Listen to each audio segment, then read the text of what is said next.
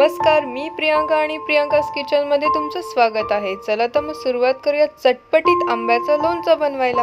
आंब्याचे लोणचे बनवण्यासाठी लागणारे साहित्य: बारीक हिंग, फोडणीसाठी लागणारी मोहरी, मिरची पावडर, तेल, मेथी, मीठ, मिक्सरला वाटून घेतलेली मोहरी, खडा हिंग, हळद आणि चिरून घेतलेल्या आंब्याच्या फोडी. सर्वात प्रथम 10 मिनिटे मी आंबे पाण्यामध्ये घालून ठेवले होते. त्यानंतर ते काढून स्वच्छ पुसून कोरडे करून घेतले. चला तर आपण आता चटपटीत आंब्याचे लोणचे बनवण्यासाठी सुरुवात करूया. प्रथम मी मीठ टाकणार आहे.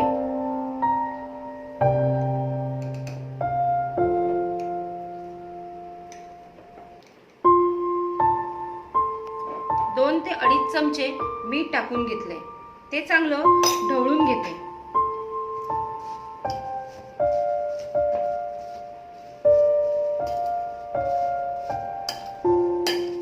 त्यानंतर त्याला हळद 1 चमचा टाकते. हळदही चांगली लावून घेते.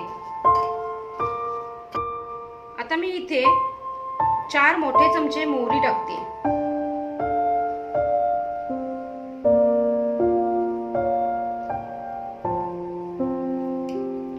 मोहरी चांगली घुसळून घेतली ना की त्याला एकदम स्वाद छान येतो.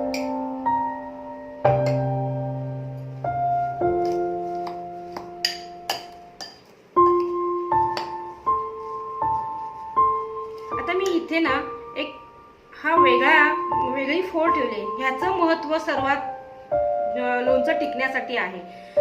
बरेच जण हे फोड ही काढून टाकतात, पण मी लोणच्यात घेते, कारण हे लोणचं टिकण्यासाठी ह्या चिकाचा फार उपयोग होतो.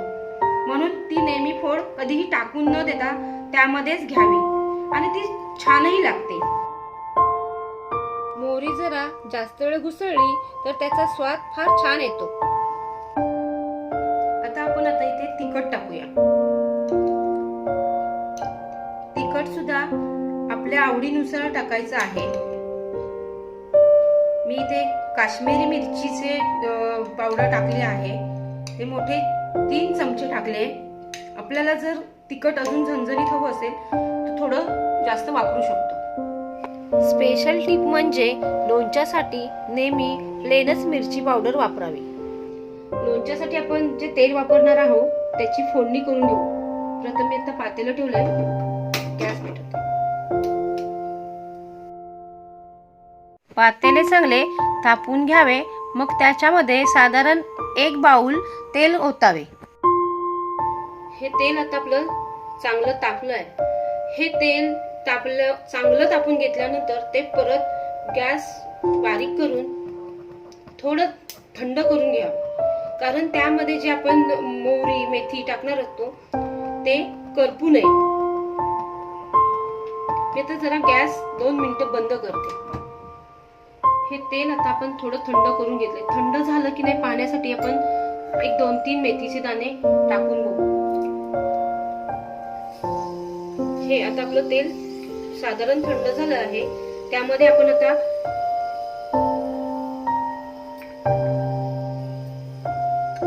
बारीक हिंग टाकू.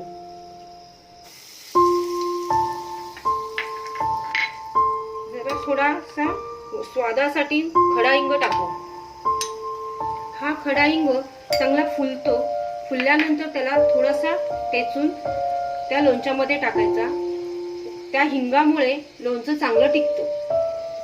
2 चमचे मोहरी टाकून घेऊ आणि अर्धा चमचा मेथी टाकायची.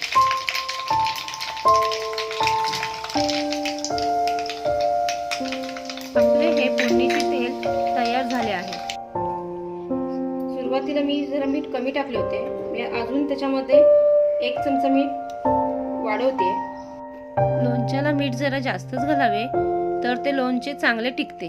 तेलाला फोडणी देऊन ठेवली होती ती आता थंड झालं आहे. ते आम्ही लोणच्यामध्ये आता ओतत आहे.